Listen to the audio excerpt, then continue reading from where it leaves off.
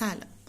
تصمیم گرفتم که براتون یه سری آموزش بذارم. امروز هم از پایه ترین چیزهایی که توی قلاب بافی باید بلد باشین میخوام شروع کنم.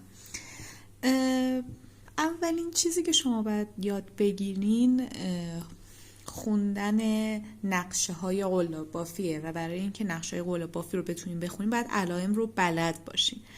من ترجیح دادم که انگلیسیش رو بهتون بگم که بتونین هر نقشه‌ای رو بخونین.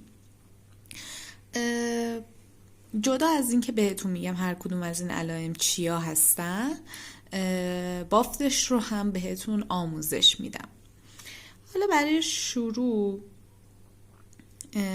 این ردیف رو بهتون میخوام یاد بدم. اولین علامتی که میبینین علامت زنجیر است که اگر توی نقشه ها دیدین CH نوشته میشه. زنجیر زدن هم که پایه ترین چیز توی قلاب بافیه که به این صورت باید زنجیره بزنیم. اول از همه یه گره میزنیم که شروع کارتون سفت و محکم باشه. زنجیره زدن خیلی راحته. به این صورت نخ رو میندازید دور قلاب و یه گندمی درست میکنید. نخ رو میندازین دور قلاب و از زنجیره قبلی رد میکنید، یه گندم درست میشه. نخ دور قلاب و رد میکنید، زنجیره درست میشه. نخ دور قلاب، زنجیره. این از زنجیره زدن. هر وقت اون علامت دایره رو توی نقشه ها دیدیم، بعضی وقتا هم به صورت نقطه گذاشته میشه. اینا زنجیر است که برای شروع کار مثلا تعدادش رو میخونیم، برای شروع کار زنجیره میزنیم به تعدادی که توی نقشتون گفته میشه. اینم بهتون بگم این نخی که الان دارم باهاش آموزش میدم نخ مکرومه 3 سوزن است با قلاب 4 4.5 5 میتونیم ببافینش. برای اینکه بتونم آموزش رو واضح باشه از نخ مکرومه 3 سوزن استفاده کردم براتون. دومین علامت که به صورت اینجا نقطه پررنگ نشون داده شده، این علامت پایه بسته یا بافت شلال هم بهش میگن. به این صورت بافته میشه. نگاه کنین توی زنجیرتون میرین، نخ دور قلاب میکشین، از اولی هم باید بکشید بیرون. البته که نیومد، از زنجیره دوم میزنیم.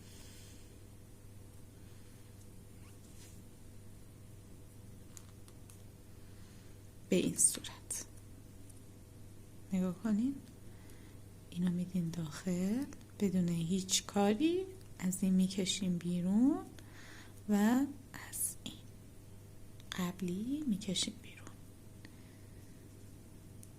این میشه بافت شلال یا پایه بستمونه که آخر هر کاری، آخر هر بافتمون استفاده میکنیم. به این صورت توی نقشه ها به صورت SLST میبینینش.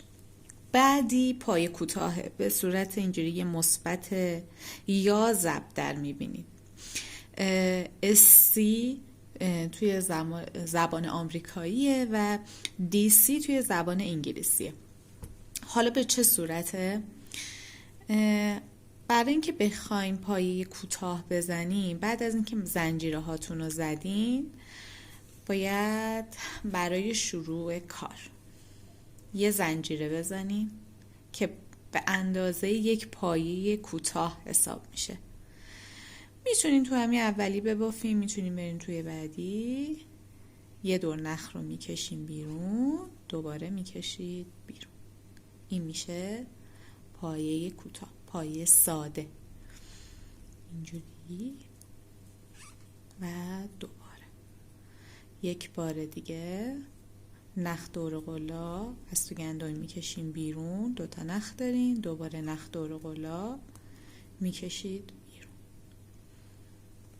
دوباره پایه ساده، پایه کوتاه به این صورت انجام میشه.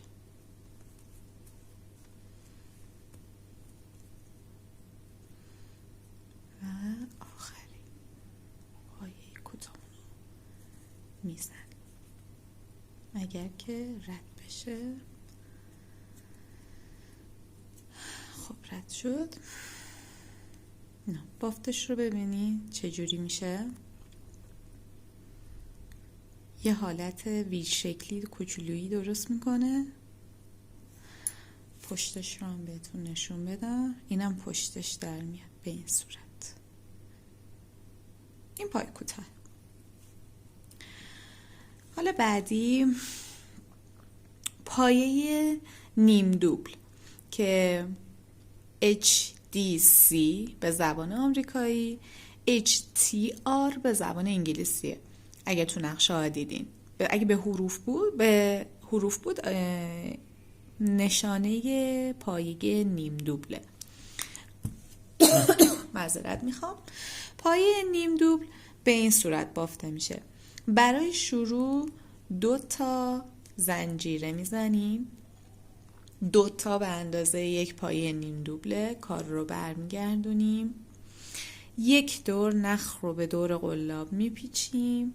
اولی هم که رها میکنیم چون 2 تا رو براش زدیم. در دومی به این صورت نخ رو میکشیم، 3 تا رو با هم یکی میکنیم، میشه پایه نیم دوبل. یک بار دیگه نخ دور قلاب، 3 تا با هم یکی میشه نخ دور قلاب، 3 تا با هم یکی میشه. به این میگن پایه نیم دوبل.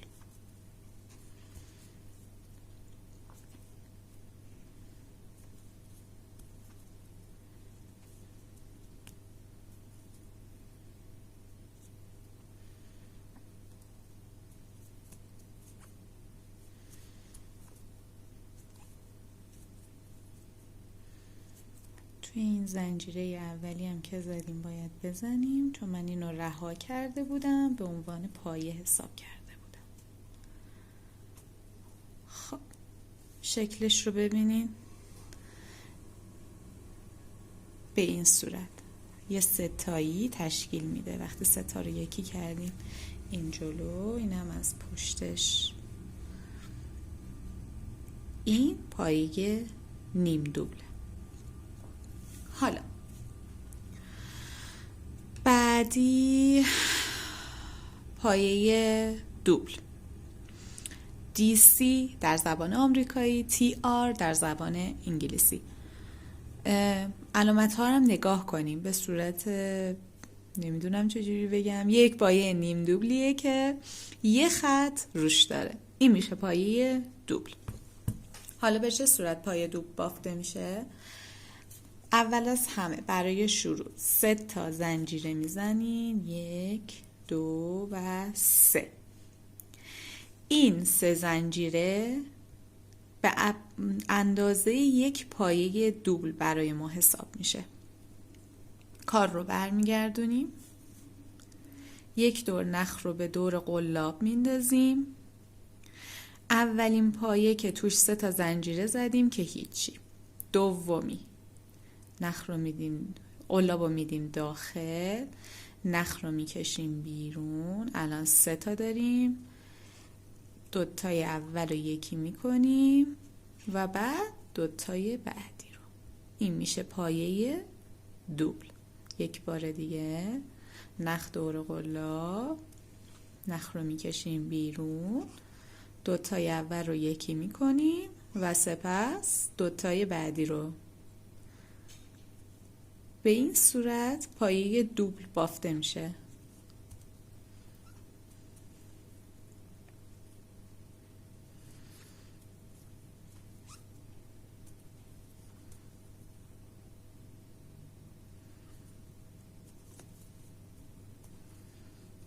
دوتای اول و بعد دوتایی که مونده.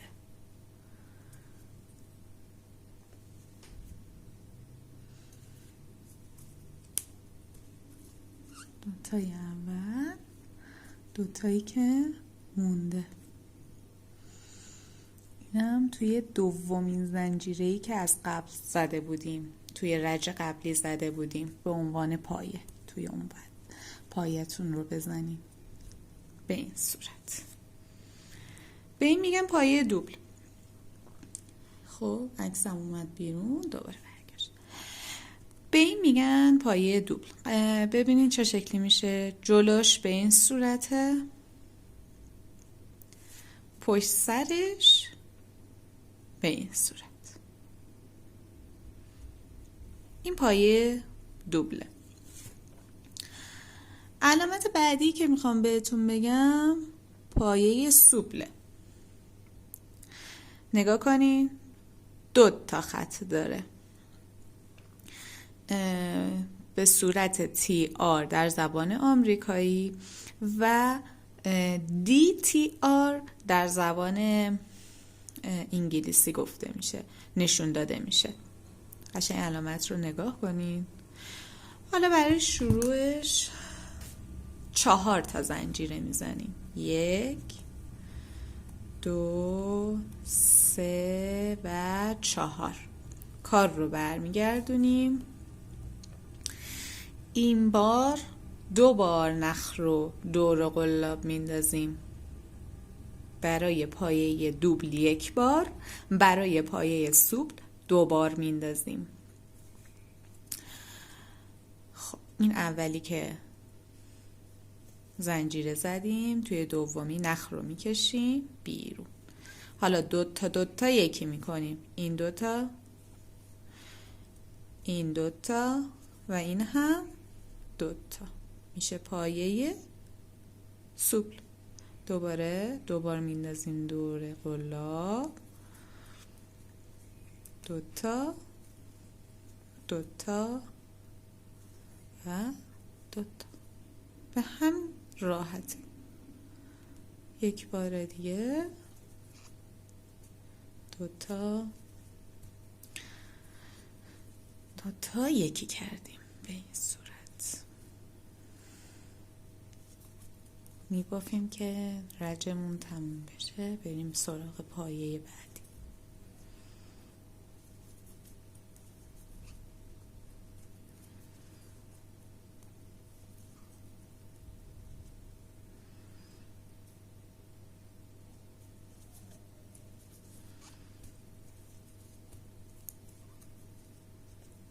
و آخری رو تو زنجیره سومی که تو رج قبل زدیم.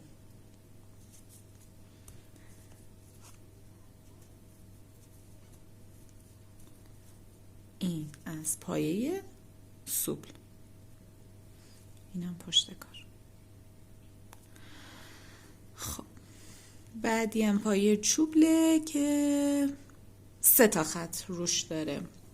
یعنی این که شما 3 بار نخ رو دور قلاب میندازین. در زبان آمریکایی DTR و در زبان انگلیسی TR. حالا به این صورت. رج قبل 4 تا زنجیره زدیم. این رج 5 تا زنجیره میزنیم. 1 2 3 4 و 5. کار رو برمیگردونیم. 1 2 و 3 بار نخ رو دور قلاب میندازیم. میریم داخل پایه و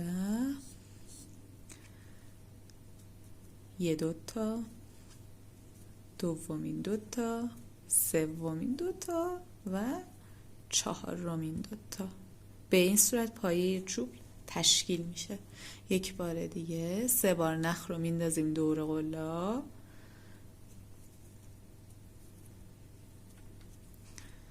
2 تا 2 تا، ببخشید،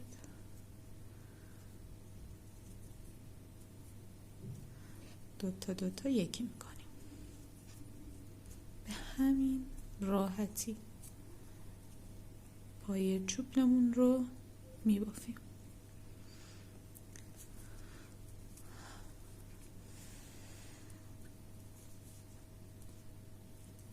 یک مقدار با نخ مکرومه بافتن سخته، دستتون که راه افتاد سراغ نخ مکرومه بریم. این نخهای مکرومه برای کیف بافی استفاده میشه، برای فرشینه و رومیزی و اینجور چیزا هم میتونین استفاده. من بیشتر برای کیف بافی اینا رو استفاده میکنم. حالا 1 سوزنه، 2 سوزنه، 3 سوزنه، 4 سوزنه، 5 سوزنه، 6 سوزنه داره. برای 1 سوزن 2 سوزنش برای فرشینه بافی استفاده میشه. برای کیف پول هم مناسبه چون نازک‌تره. برای رومیزی مثلا 3 سوزنی به بالا هم برای کیف بهتره استفاده کنی. خب پای چوبلمو هم که به پایان رسید به این صورت. این جلوی کاره، اینم پشت کار. خب حالا علامت بعدی که میخوام بهتون بگم این علامته.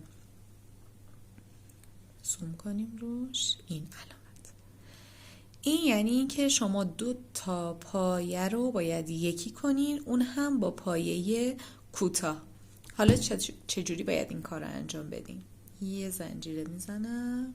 خب اولی که هیچی، دومی و سومی رو میخوام با هم یکی کنم با پایه کوتاه. اینطوری. این 1 بار، اینم 2 بار. 3 تا نخ یکی میشه 1 پایه. 1 بار دیگه، این 1 بار، این هم 2 بار.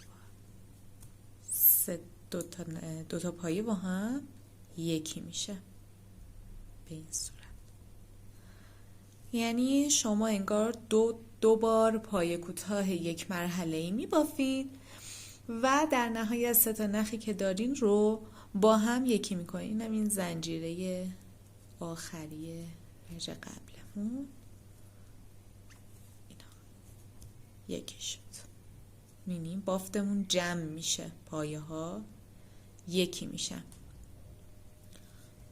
حالا ما که میخوایم آموزش بدیم و اینا، اینو بازش میکنیم. خب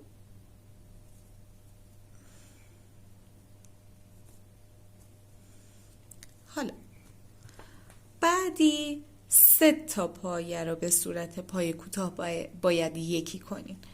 یعنی چی؟ یعنی این که 3 تا پایه میخواد یکی بشه اینطوری. یعنی 3 بار پایه کوتاه یه مرحله‌ای میبافین. این 1 بار، این دومین بار، این هم سومین بار و در نهایت تمام نخهامون یکی میشه. 3 تا پایه یکی با پایه کوتاه.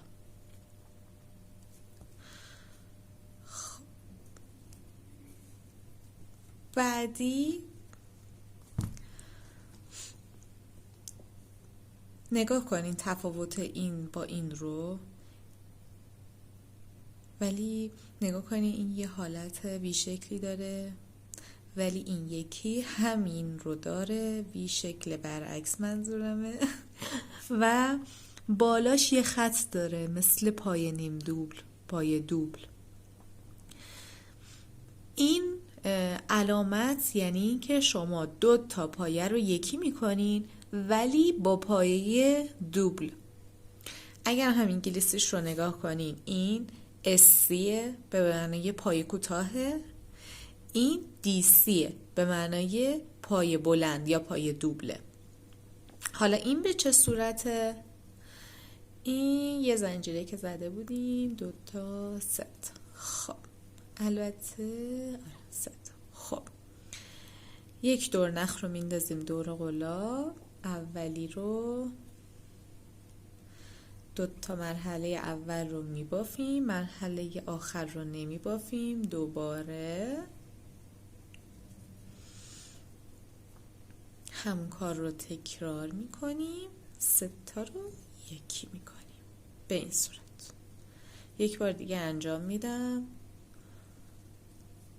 قشنگ ببینیم که یاد بگیریم. اولین مرحله، دومین مرحله، سومین مرحله میمونه، دوباره بعدی هم همینطور و یکی میکنه.